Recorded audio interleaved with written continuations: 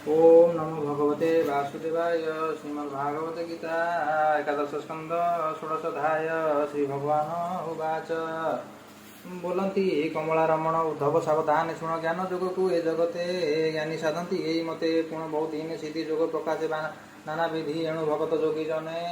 साध्य करती अल्प दिन निकटे कटे सर्वसिद्धि अष्टांग जोगे प्रसिद्धि एमत कृष्ण मुख शुणी उद्धव कहे मंजु उद्धव उवाच। शुण हे कमल रमण अशेष ब्रह्मांड कारण केउं धारणा केउं मते ज्ञानी साधंती जगते भक्ति लक्षण वा केते सर्वनिर्णय कह मते श्री भगवान उवाच। कृष्ण कहती अनुमान शुण उद्धव सावधान संसार अष्टादश सिद्धि ज्ञानी साधंती नाना विधि सिद्धि मध्य अष्टसार तेणु मु बोलाए ईश्वर अणिमा आदि अष्टनिधि भक्ति लक्षण प्रसिद्धि जेवण सिद्धि रहे शेषे स्वभाव तीन गुण मिसे अणिमा रंगिबा एवेनी महिमा आदि सिद्धि तीन जोगी दे त्यांति नित्य प्राप्ति इंद्रजुक्ते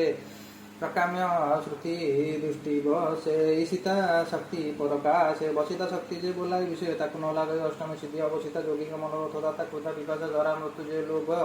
मोह गुण हेतु ए षड उर्मि निवारण सर्वज्ञ सिद्धि लक्षण प्राणी अति दूरे थाई निंदा स्तवने जहाँ कही से कथा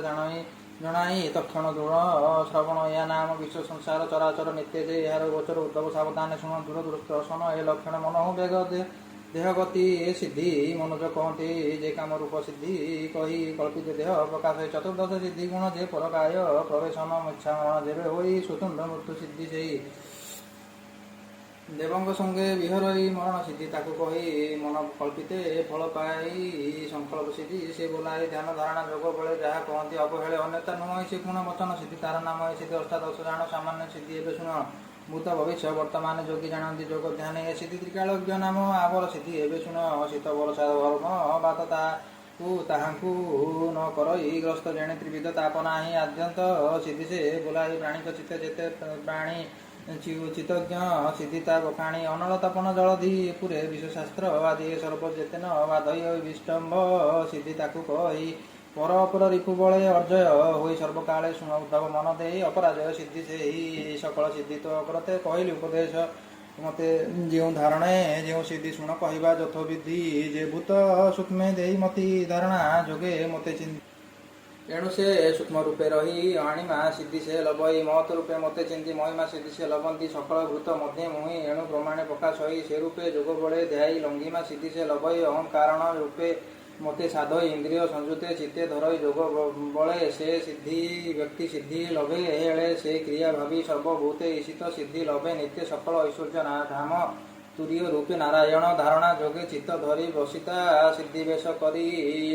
निर्गुण ब्रह्म रूपे मते मन निवेश शुद्ध चित्ते आनंदे मोर पाद धाई से काम बसा एता पाई क्षीर जलधि मध्य स्थान बोलई श्वेत दीप नाम से स्थान मध्य मोर धाम नील जलद तनु श्याम से रूप चिंती जोग बले जीण षड़ उर्मियाले आकाश प्राय शून्य रूपी मुथाई सर्वभूते व्यापी जे मते सर्वरूपे भावे गुण श्रवण हेले रवे चक्षु जुगल सूर्य धोई नयने से सविता बसाई भेनी संजोग मध्य गते मोते धाई दृढ़ चित्ते से सूक्ष्म दृष्टि सिद्धि होई सकल विश्व से देखई मन वचन देह प्राण दे जे भजे मो चरण मनन संगीता गमन सिद्धि मन जप नाम अचिंत शक्ति मो चरण धारणा जोगे करी ध्यान जे रूपे कल्पई ता नामे से रूप होई तत्क्षणे शुण उद्धव साधु धीर से काम रूपे जोगेश्वर पर शरीर शून्य देखी तादे आत्मा उपलक्षी ध्यान कर मोर पादे शरीर देखी अप्रमादे पशई तार देहे जाई काय प्रवेश सिद्धि ही मो रूप ब्रह्ममय ध्याने दूढ़े बसिव जोग स्याने प्राण तोलिब जोग बले स्थापिब हृदय कमले पुणी तोलिब हृदय मध्य नहीं स्थापिब ब्रह्मरंध्रे से ब्रह्मरंध्रे भेदी बले परम ब्रह्म आस्था मिले शुण हे भक्त उत्तम स्वच्छंद मृत्यु या नाम नित्य मु सत्य रूपे थाई जेमते सत रूपे धाई साधि अमर सिद्धि जोग भुंजई स्वर्ग वैभोग जे कल्प वृक्ष रूपे मते सत्य स्वरूपे चिंते नित्य धारणा जोगे ध्यान बले संकल्प सिद्धि लभे हेले संसारे हर्ता कर्ता मुहि मो बिनु अन्य गति नाही मु सर्वात्मा अधीश्वर मोर नाही परापर एमते धारणा धियाने साध्य करंती जोगी जने अष्टगुण सिद्धि जेते किंचित साधंती मो भक्ते मो नाम श्रवण कीर्तन साध्य करंती अल्प दिने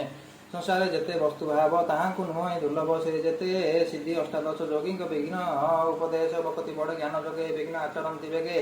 जे जोगी सिद्धि बते जाती वर्त्य दिने से हरती भगति मार्ग ज्ञान जोगे ज्ञानी लभंते सिद्धि बेगे मुझे सकल सिद्धिदाता आत्मार गति पिता माता मुतु सर्वसिद्धि स्फुरे जे ज्ञान जोगे संसारे ମୁଁ ସର୍ବପତି ହୋ ଉଦ୍ଧବ ସେ ସାଂଖ୍ୟ ଯୋଗ କର୍ମଭାବ ସକଳ ପ୍ରାଣୀଙ୍କ ଗୋଚରେ ମୁଁ ଅଛି ଅନ୍ତର ବାହାରେ ମୁଁ ଯେ ସର୍ବଭୂତ ରାଶି ଅନ୍ତର ବାହାର ପ୍ରକାଶୀ ଧର ଏ ଆତ୍ମା ରୂପେ ସର୍ବ କିଏ ଜାଣିପାରେ ମୋର ଭାବ ସକଳ ପ୍ରାଣୀଙ୍କ ଗୋଚରେ ମୁଁ ବି ନୁ ଅନ୍ୟ ନାହିଁ ପାରେ ସକଳ ସିଦ୍ଧି ଗୁଣେ ମୁଁ ହିଁ ମୁଁ ତ ହୁଁ ଅନ୍ୟ କାହା ନାହିଁ କେହି। ଏମନ୍ତ କହି ଭାବଗ୍ରାହୀ ସଦ ଏ ଉଦ୍ଧବଙ୍କୁ ଚାହିଁ ସେ ହରି ଧ୍ୟାନ କରିଚିତେ ଶ୍ରୀ ଏକାଦଶ ଭାଗବତେ ବ୍ରାହ୍ମଣ ଜଗନ୍ନାଥ ଭଣୀ ଭକତ ପ୍ରେମ ତରଙ୍ଗିଣୀ ଇତି ଶ୍ରୀମଦ୍ ଭାଗବତେ ମହାପୁରୁଷେ ପାରମହଂସ୍ୟା ସଂହିତାୟାଂ ବୟସେକାଂ ଏକାଦଶ ସ୍କନ୍ଧେ ଶ୍ରୀକୃଷ୍ଣ ଉଦ୍ଧବ ସମ୍ବାଦେ ସିଦ୍ଧି ଯୋଗ କଥନଂ ନାମ ଷୋଡ଼ଶୋऽଧ୍ୟାୟଃ।